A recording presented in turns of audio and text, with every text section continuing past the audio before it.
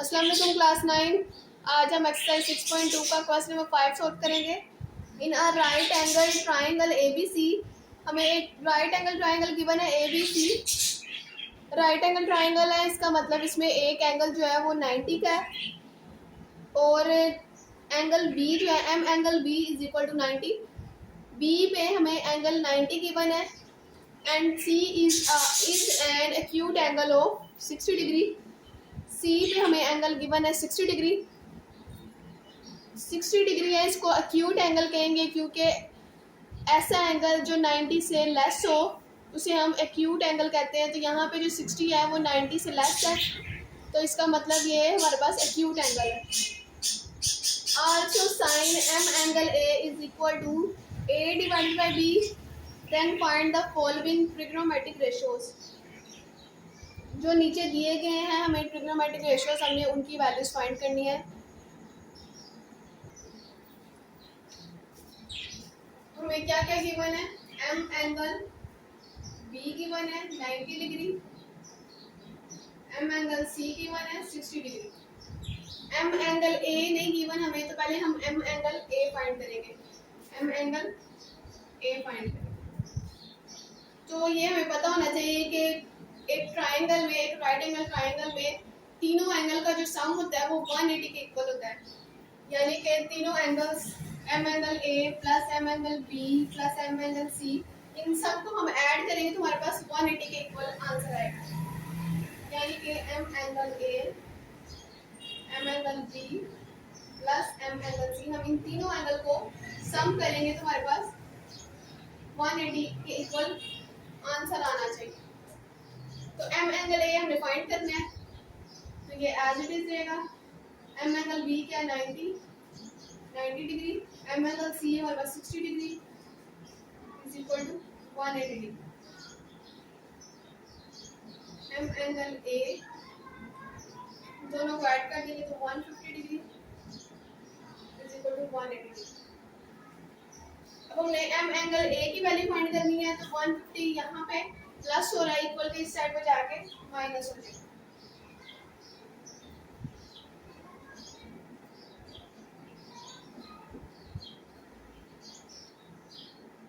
अब 180 में से 150 माइनस कर देंगे तो 30 डिग्री, यानी कि एम एंगल ए हमारे पास क्या आ गया 30 डिग्री। अब इन तीनों को आप ऐड करके देख लें, 180 के इक्वल ही आएगा 90 प्लस 60 प्लस 30, ये 180 के इक्वल होगा। 90 प्लस 60 में 30 ऐड कर लें, 90 इज इक्वल टू 180। 90 में 90 ऐड करें 180, यानी कि तीनों एंगल का जो सम है वो 180 के इक्वल होता है। यहाँ पे हमने तीसरा एंगल फाइंड कर लिया, वो 30 डिग्री आ गया। अब हम ट्रिग्नोमेट्रिक रेशियोज की वैल्यू फाइंड करेंगे। क्वेश्चन नंबर 1 है हमारे पास,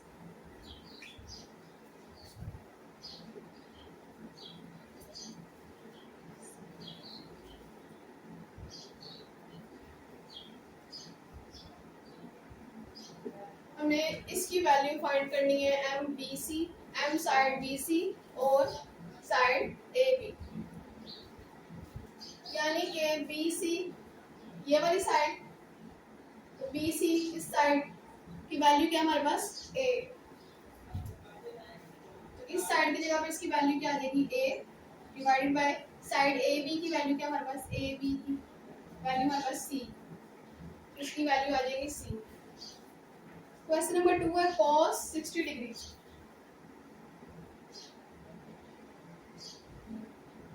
cos 60 डिग्री, अब यहाँ पे एंगल हमारे पास कौन सा है, ये वाला एंगल है 60, ये वाला, तो इसके सामने वाली साइड ये परपेंडिकुलर वाली साइड होगी और ये दूसरी ये वाली साइड बेस होगी, और जो थोड़ी सी साइड टेढ़ी होती है वो हाइपोटेन्यूज।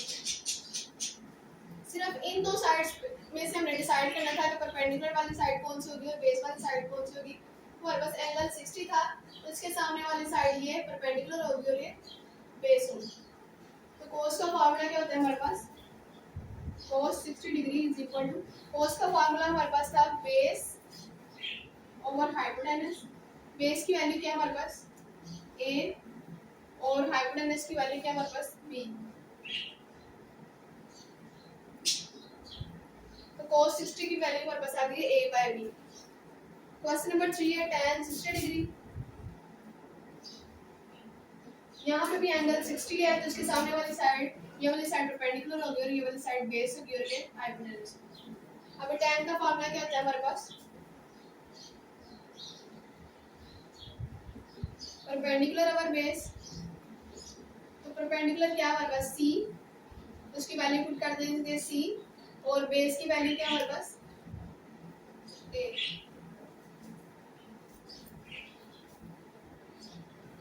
क्वेश्चन नंबर 4 है कोसेकेंट पाई बाय, यहाँ पे हमें एंगल गिवन है पाई बाय 3। अब यहाँ पे एंगल पाई बाय 3 है तो यहाँ पे एंगल पाई बाय 3 कौन सा होगा, क्योंकि हमने उसकी परपेंडिकुलर वाली साइड देखनी है कौन सी है और बेस वाली साइड फिर कौन सी होगी, वो एंगल पे डिपेंड करेगा। अब एंगल पाई बाय 3 है, यहाँ पे पाई बाय 3 एंगल कौन सा होगा। पाई बाय 3 को आपने इस तरह से लिखना है, पाई की जगह पे 180 और डिवाइडेड बाय 3। पाई की जगह पे 180 पुट करना है और डिवाइडेड बाय ये 3। अब इसकी कटिंग कर लेंगे, 3 1 जा 3, 3 6 13 और ये 0। तो हमारे पास आंसर क्या आ गया 60। तो ये पाई बाय 3 जो है ये 60 के इक्वल है। इसका मतलब हम इसको लिख सकते हैं कोसेकेंट 60 डिग्री। अब हमें एंगल 60 तो गिवन है ना, ये एंगल 60, तो इसके सामने वाली साइड परपेंडिकुलर साइड है और ये दूसरी साइड बेस वाली साइड है। अगर इस तरह से आपको वैल्यू गिवन हो तो आप पाई की जगह पे 180 पुट करके उसको डिग्री की फॉर्म में लिख सकते हैं। फॉर एग्जांपल आपको पाई बाय 6 गिवन है तो पाई की जगह पे 180 पुट करना है आपने और ये डिवाइडेड बाय 6। अब इनकी कटिंग कर लेंगे, तो इसका मतलब आप पाई बाय 6 की जगह पे 30 डिग्री लिख सकते हैं। इसी तरह से आपको कोई भी वैल्यू गिवन हो तो pi by 2, pi by 3, pi by 4, pi by 5, तो आपने इसको इस तरह से कन्वर्ट करना। कोसेकेंट जो है ये साइन का रेसिप्रोकल होता है। साइन का फार्मूला क्या होता है हमारे पास, साइन का फार्मूला होता है हमारे पास परपेंडिकुलर ओवर हाइपोटेन्यूज। अब कोसेकेंट का फार्मूला फाइंड करने के लिए हम साइन के फार्मूले का रेसिप्रोकल ले लेंगे। साइन का फार्मूला क्या है, परपेंडिकुलर ओवर हाइपोटेन्यूज। तो कोसेकेंट का फार्मूला क्या होगा, कोसेकेंट का फार्मूला हमारे पास होगा h ऊपर चला जाएगा और p नीचे आ जाएगा। उसके फार्मूले का हम रेसिप्रोकल ले लेंगे तो हमारे पास कोसेकेंट का फार्मूला है। हाइपोटेन्यूज की वैल्यू क्या है हमारे पास b और परपेंडिकुलर की वैल्यू हमारे पास है c।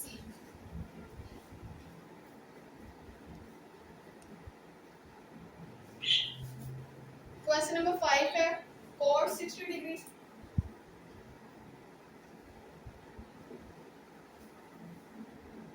तो cot जो होता है वो tan का रेसिप्रोकल होता है। तो tan का फार्मूला हमारे पास होता है परपेंडिकुलर बेस। तो cot का फार्मूला फाइंड करने के लिए हम इसके फार्मूले का रेसिप्रोकल लेंगे, यानी base divided by perpendicular. b ऊपर चला जाएगा और p नीचे आ जाएगा, बेस और परपेंडिकुलर। यहाँ पे भी एंगल 60 है तो ये सारी वैल्यूज यही रहेंगी। बेस की वैल्यू क्या है a और परपेंडिकुलर की वैल्यू हमारे पास है c। क्वेश्चन नंबर 6 है हमारे पास sin 30 डिग्री। sin 30 degree. अब sin का फॉर्मूला क्या होता है हमारे पास, परपेंडिकुलर ओवर हाइपोटेन्यूज। अब यहाँ पे एंगल चेंज हो गया है, एंगल हमारे पास है 30 डिग्री, ये वाला एंगल है। तो इसके सामने वाली साइड यानी ये वाली साइड अब परपेंडिकुलर होगी और ये दूसरी साइड बेस होगी। हाइपोटेन्यूज वही रहेगा। अब यहाँ पे परपेंडिकुलर की वैल्यू क्या है हमारे पास a और हाइपोटेन्यूज की वैल्यू है b। क्वेश्चन नंबर 7 है cos 30 डिग्री।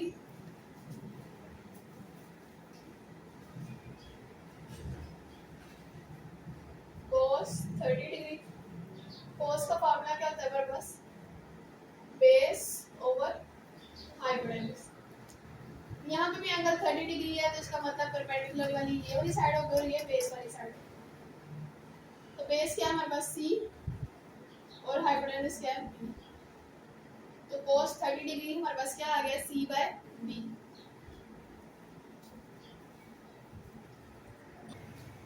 क्वेश्चन नंबर 8 है tan पाई बाय 6।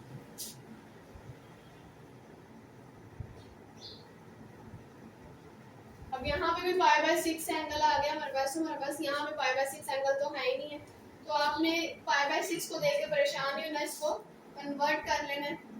पाई की जगह पे 180 डिवाइडेड बाय 6, इसकी कटिंग कर लेंगे, हमारे पास एंगल क्या आ जाएगा 30 डिग्री।